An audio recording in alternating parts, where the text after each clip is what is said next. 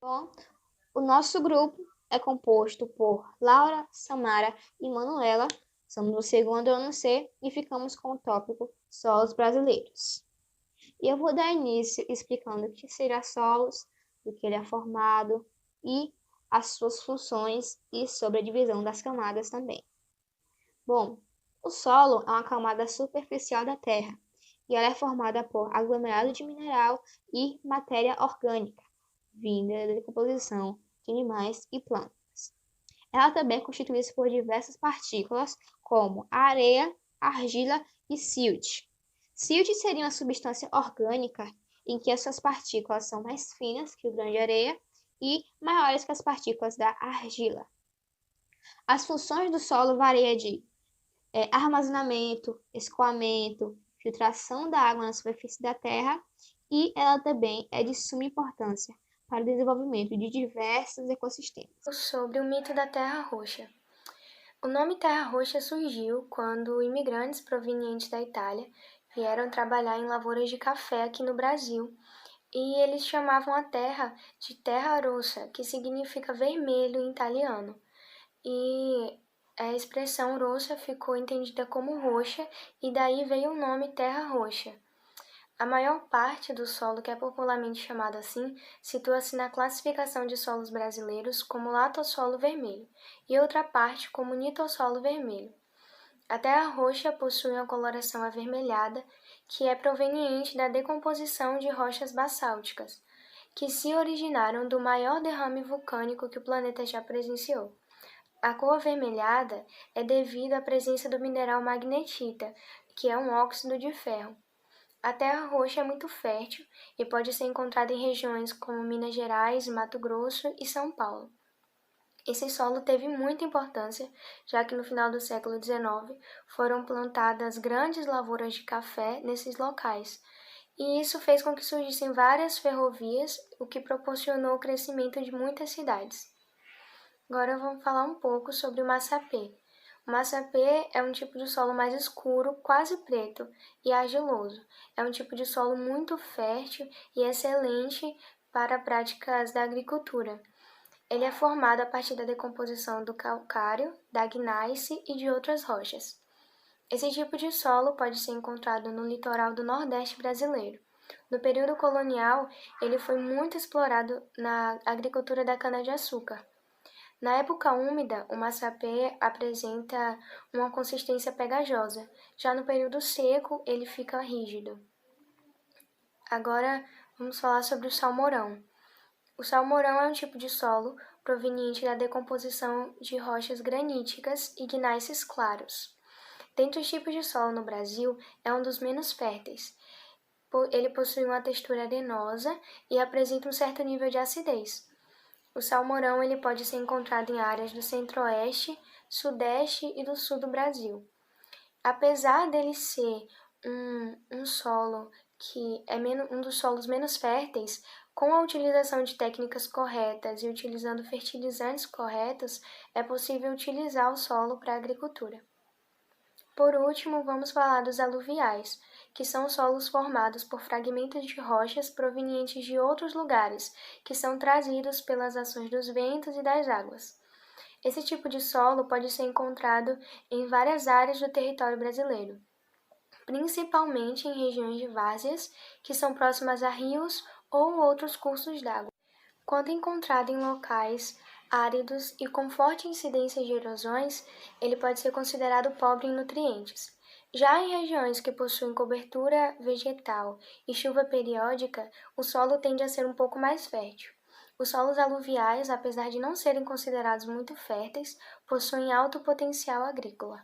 Agora eu vou falar sobre a degradação e a preservação do solo. O uso e a preservação do solo é a meta de qualquer sociedade racional. Sabe-se que a perda de milhões de hectares de solo por ano deve-se ao mau uso. E o maior problema do solo brasileiros é a erosão, que é também causada pelo desmatamento. A erosão seria o desgaste de solos e rochas das áreas mais altas para as mais baixas. E essa erosão, ela pode ser dividida em dois tipos. Podem ser de ordem natural, que é bastante lenta e que podem ser corrigidas por sedimentos ao longo dos anos, e a antrópica, que é o contrário natural. Ela é bastante agressiva e rápida, já que a intervenção humana acelera os processos erosivos com o uso intensivo do solo e a ocupação. A erosão ela é mais frequente em lugares em que a proteção vegetal é retirada, deixando o solo exposto à água e ao ar. Bom, também temos a desertificação, que também pode ser dividida tanto pela ordem natural e antrópica. A desertificação seria o desgaste dos solos pela seca excessiva e pela rápida perda de nutrientes. E o uso inadequado associado ao desmatamento também pode acarretar na desertificação em ambientes de clima árido, semiárido e subúmido. E de acordo com o Programa das Nações Unidas para o Meio Ambiente, cerca de 1/4 do planeta está sob o risco de sofrer desertificação. Vou falar sobre solos brasileiros. O Brasil ele possui uma grande diversidade de solos em sua extensão, continental, decorrente da ampla diversidade de pedoambiente e de fatores de formação do solo. Então, nas 13 classes de solos contidas no sistema brasileiro de classificação de solos, a gente pode ver a influência desses fatores através da grande variabilidade de características químicas, físicas e morfológicas.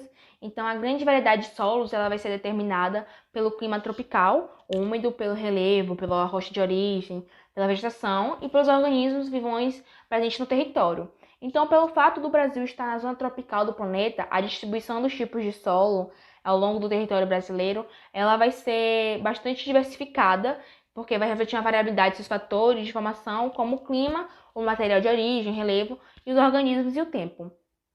Então, dos 3 tipos de solos catalogados no país, a gente vai ver o predomínio do latossolo e do argissolo, que juntos eles ocupam uma boa parte dos solos brasileiros, seguidos de neossolo, que juntos eles compõem aproximadamente 70% da área nacional. O latossolo, ele sofreu uma grande diversidade de transformações em seu processo de formação. Eles são altamente temperizados e sem incremento de argila em profundidade. Então, a sua textura ela varia de média a muito argilosa, e nos mais óxidos ela pode ocorrer a estrutura granular de tamanho muito pequeno a pequena e de grau de desenvolvimento que varia de forte a muito forte. Então, os minerais predominantes na fração argila vai ser a caulinita e óxido de ferro e alumínio. Então, esse solo ele vai ser utilizado largamente como um substrato para a produção agrícola intensiva, a pastagem, a silvicultura, a base para a construção de rodovias e casas e aterro sanitário. Esse solo ele exibe 3 padrões de colorações principais, que é o vermelho, devido à predominância da hematita, que é formada em regiões ou posições de relevo sujeitos a menor umidade. A gente vai ter também o amarelo, devido à produção da goetita, que é formada em regiões ou posições no relevo de maior umidade.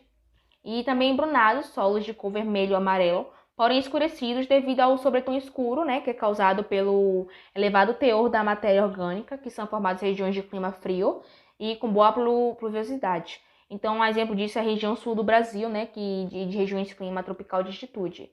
Então, esses solos, eles são típicos das regiões equatoriais e tropicais, em antigas superfícies de erosão, sedimentos e terraços fluviais antigos. Então, normalmente em relevo, suavemente ondulado e plano. Então, eles são os solos mais representativos do Brasil. Eles ocupam cerca de 39% da área do território do país, que vai ser distribuído praticamente por todo o território nacional. Por próximo, a gente vai para o argissolo, que ele também é conhecido como um pé de sólico. Ele apresenta maior teor na argila nas camadas subsuperficiais em relação aos superficiais, que caracteriza uma gradiente textural ao longo do perfil. Ele pode ser caracterizado por solos em estado moderado de intemperismo, com diferenciação entre horizontes, onde os horizontes superficiais eles são mais arenosos do que o horizonte mais profundo. Então, esses solos eles são constituídos por material mineral. Os minerais predominantes vão ser as argilas de atividade baixa, que é caulinita ou óxidos, que vão contribuir para o valor de capacidade de troca catiônica, sendo possível também apresentar o caráter alítico. E ele é utilizado, solo é utilizado para agricultura intensiva, pastagem, silvicultura, assim também com base para a construção de estradas e casas.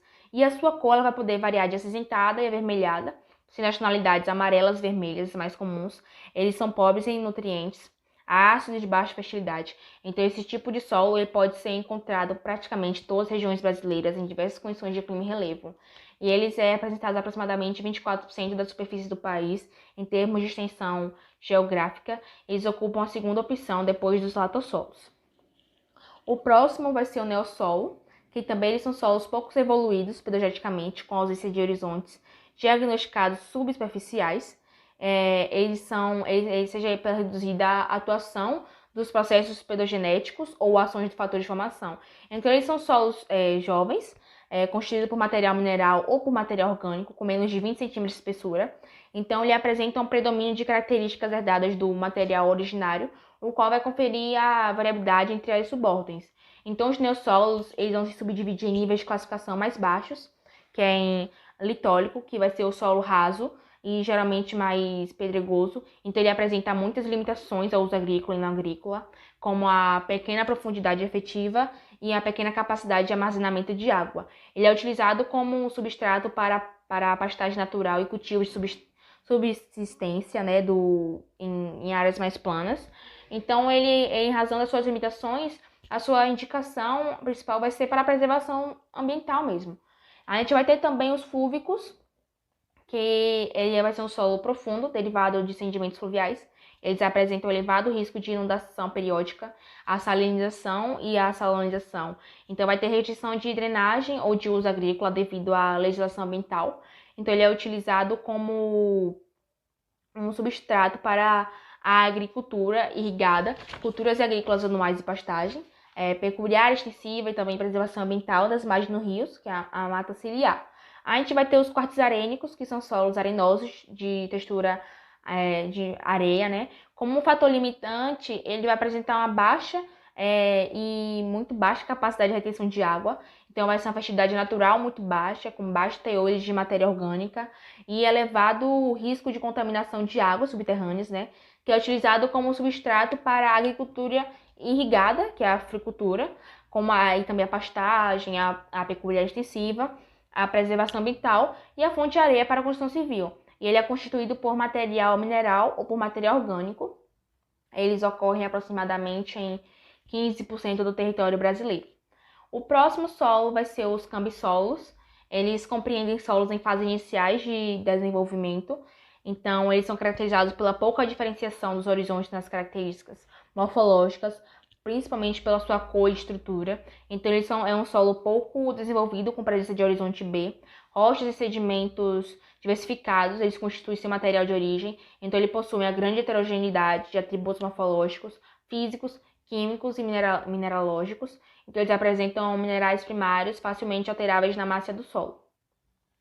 Esse solo ele tem uma boa reserva de nutrientes e capacidade de armazenamento de água. Então, ele apresenta um bom potencial para a agricultura irrigada, especialmente aqueles desenvolvidos de rochas calcárias. Então, as suas principais limitações vai ser o quê? A erosão, a pedregosidade, rochosidade e a associação com relevo forte ondulado. Ele é utilizado como um substrato para a cultura agrícola de ciclo curto ou perene, pastagem e agricultura irrigada. Então, nas áreas de relevo forte ondulado ou nas margens dos rios, ele é indicado para a preservação ambiental. Eles vão ocupar cerca de 2,5% da área do país. O próximo solo vai ser o chernossolo. Eles são solos muito férteis e caracterizados pela presença da chamada superfície densa e escura. Então, eles apresentam de médios a altos teores de carbono e altos teores de cálcio e magnésio. É uma ordem cujos solos eles são caracterizados por conterem um horizonte escuro, rico em matéria orgânica, bem espesso e com alto teor de cálcio. Então, são ocorrentes tipicamente em áreas de pradaria, sobre vegetação gramínea e de clima frio e semiárido. O horizonte diagnosticado desta ordem é o horizonte A, que é o chernozêmico, e como fator limitante, ele vai apresentar uma elevada plasticidade, pegajosidade, uma restrição de drenagem, uma consistência dura a muito dura e uma dificuldade de manejo de solo com máquinas e implementos agrícolas, risco de erosão e também além de alguns indivíduos que ocorrem em relevo ondulado. Ele possui uma fertilidade natural alta, potencial médio a alto para agricultura irrigada. Então, quando em relevo suave ondulado, ele é utilizado como substrato para as culturas agrícolas de ciclo anual e perene, que é a futricultura. Ele vai ter agricultura irrigada e pastagem. Então, a pecuária extensiva e preservação ambiental nas áreas de maior declividade, ele vai ocupar cerca de 0,5% do território nacional. O próximo solo vai ser o espodossolos. Os podossolos eles apresentam horizontes subsuperficial, com acúmulo de matéria orgânica e alumínio, podendo ou não apresentar um acúmulo de ferro de maneira geral, a composição granulométrica. Ele tem um predomínio de tração areia, então eles são solos muito pobres e ácidos. Então o horizonte superficial ele vai poder apresentar cor escura, acintada e muitas vezes amarelada e avermelhada. Sendo de maneira geral, ele é sobreposto por um horizonte eluvial e de cor clara, que vai ser o horizonte E. As suas limitações de uso eles são associados com a textura arenosa, fertilidade natural muito baixa e a drenagem moderada imperfeita. Então, a gente vai ter a presença de camada de impedimento e risco elevado de contaminação do lençol freático e também de alongamento. Esse solo ele é utilizado como um substrato para a agricultura, com culturas adaptadas e fertirrigação de fruteiras. E além disso, ele também pode ser fonte de areia para a construção civil ou reservado para a preservação ambiental quando localizado na faixa costeira. Então, ele vai possuir três subdivisões, que vai ser o espodossolo humilúvico, que ele contém um alto acúmulo de carbono e alumínio, o espodossolo ferrilúvico, que contém um alto acúmulo de composto de ferro, e o espodossolo ferromilúvico, que contém um alto acúmulo de ferro e de carbono. Vai estimar que a sua ocorrência é aproximadamente 2% do território nacional. O próximo solo vai ser os glissolos, material predominante argiloso e muito argiloso, que passou por processo de oxidação e redução em ambientes saturados por água, mal ou muito mal drenados, hidromórficos. Eles estão associados ao material sedimentar recente nas proximidades de cursos de água. Então, eles são caracterizados pelo baixo desenvolvimento pedogenético sob condições isomórficas. Eles vão apresentar grande variabilidade quanto à sua composição química e física em decorrência da natureza do material depositado em ambiente de várzea ou depressão. Então, as cores predominantes em subsuperfície vão ser acinzentados ou variegados, devido aos processos de oxidação mesmo e redução de ferro que tem nesse solo, podendo apresentar mosqueados ou pintita pela segregação do ferro. Ele tem uma fertilidade natural, média e alta, né, que permite a mecanização agrícola. Se drenado artificialmente, suas limitações do solo vai ser devido aos problemas de drenagem. Então, eles são riscos de inundação e de acidez elevada pelo manejo inadequado de contaminação de cursos de água do lençol freático. Então, ele é utilizado como um substrato para a agricultura intensiva e para a produção de forragem, né? E também para a preservação ambiental nas margens dos rios. Esse solo vai ocupar cerca de 4% da área do território do Brasil. Temos dois tipos de principais solo, que vai ser o gleyssolo melânico, que ele vai incorporar aqueles cujo horizontal gley está abaixo de horizontes com específico teor de matéria orgânica, que é horizonte úmico ou ístico, ou proeminente ou chernozêmico. Eles são frequentes em zonas de transição com organossolos. A gente vai ter também o gleyssolo áplico, que incorpora aqueles cujo horizonte gley está abaixo de horizontes mais claros. O próximo solo vai ser os luvissolos. É caracterizado pelo solo raso, a pouco profundo, típico do ambiente semiárido. Ele possui uma estrutura bem desenvolvida de alta fertilidade química natural. Então, ele é identificado pelo aumento significativo dos teores de argila nos horizontes subsuperficiais. Eles apresentam, em muitos casos, mudança da textura abrupta. De maneira geral, eles são rasos, de coloração avermelhada ou amarelada. Então, com textura bem desenvolvida do tipo blocos ou prismas na sua subsuperfície. Ele vai ser um solo rico em nutrientes, com reação variando de moderadamente ácida a neutra. Aqueles mais profundos podem ser irrigados com restrições. Então, como limitação ao uso, ele vai apresentar alta suscetibilidade à erosão, pedregosidade e também, quando seco, ele vai ser muito duro quando seco, e quando for molhado, ele vai ser muito pegajoso. E o risco de salinização, vai ter risco de salinização e de salinização. Então, ele é utilizado para agricultura de sequeiro, pastagem, pecuária extensiva e preservação ambiental. Estima-se que 3% da área desse solo está no território brasileiro. O próximo solo é o litossolos. Eles apresentam textura argilosa a muito argilosa, com pouco incremento de argila em profundidade e com estrutura em blocos ou prismas. Então, de maneira geral, eles são profundos, com coloração variando de vermelho a bruno, sendo observada pouca diferenciação de cores entre os horizontes, né, que é a ausência de policromia. Então, normalmente, eles são profundos, bem drenados, estruturados, então moderadamente ácidos e diversidade natural muito variável. Então, a sua superfície dos agregados, dos horizontes superficiais, ele vai apresentar filmes de argila, sendo denominada de serosidade, em função de elevados conteúdos de argila. No superior seco, pode contrair e formar fendas predominantes no sentido vertical. Então, utilizado como substrato para agricultura intensiva, pastagem e silvicultura, ele também serve para a pecuária extensiva como fonte de material para a construção civil. A gente vai ter também o próximo solo, que vai ser os organossolos. Eles são formados por elevados teores da matéria orgânica, oriunda da deposição de acúmulo de resíduos vegetais, com ou sem mistura de materiais minerais. Então, o acúmulo de material orgânico pode ocorrer em condições de drenagem livre, em altitude elevada e com baixas temperaturas, ou com forte restrição de drenagem, como nas baixadas e depressões.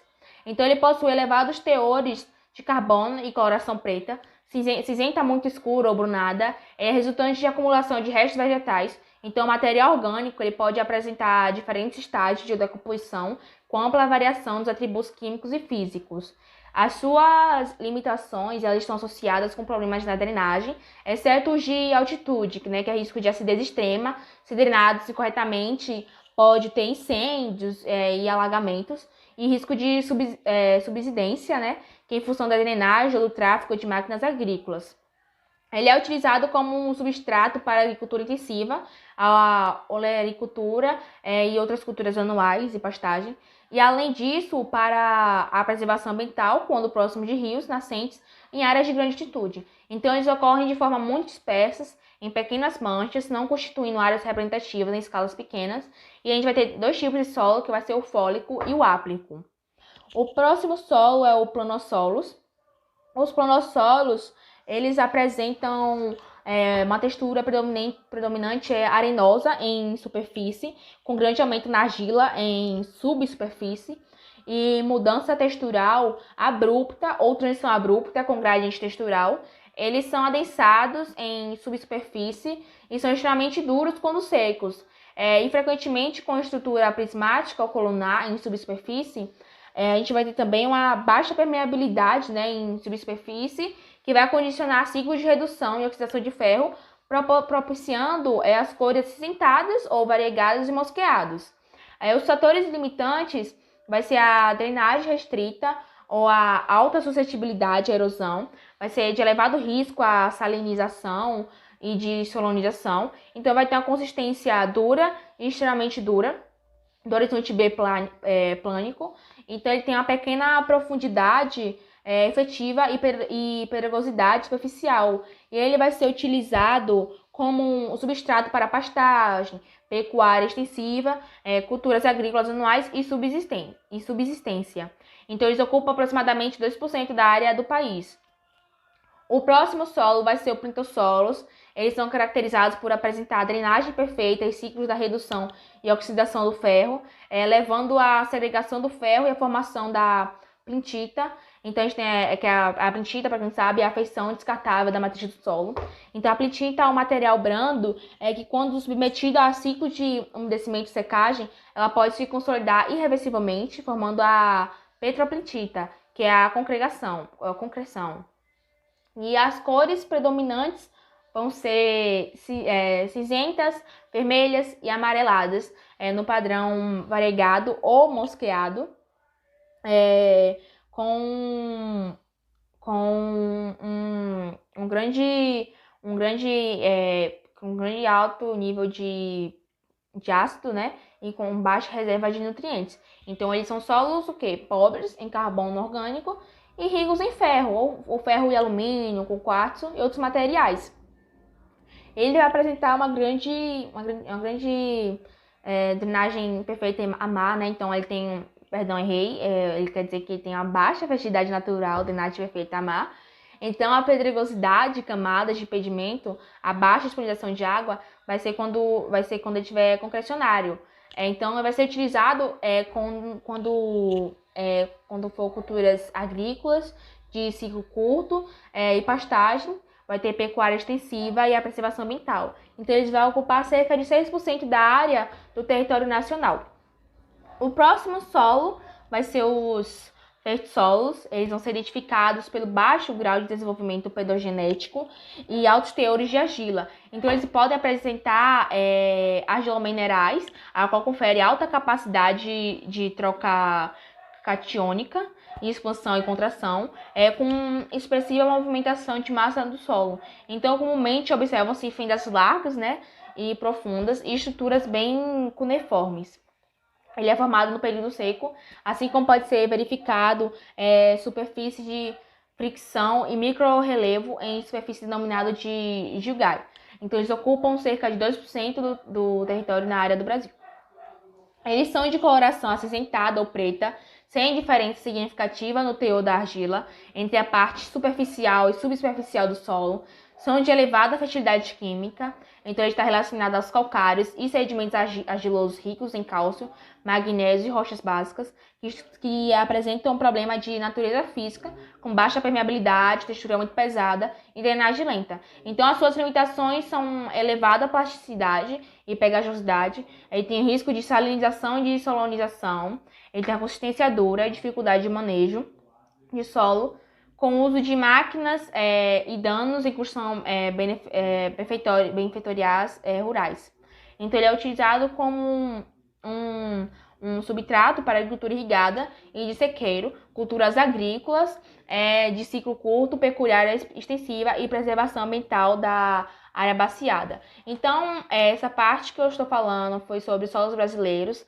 Como vocês puderam ver, a gente tem 13 tipos de solo. Espero que dê para ter compreendido. Meu nome é Virgínia e eu queria fazer uma pergunta. Eu sei que no Brasil existem 13 tipos de solos diferentes. Minha dúvida é quantos tipos de solo existem no Nordeste e quais são?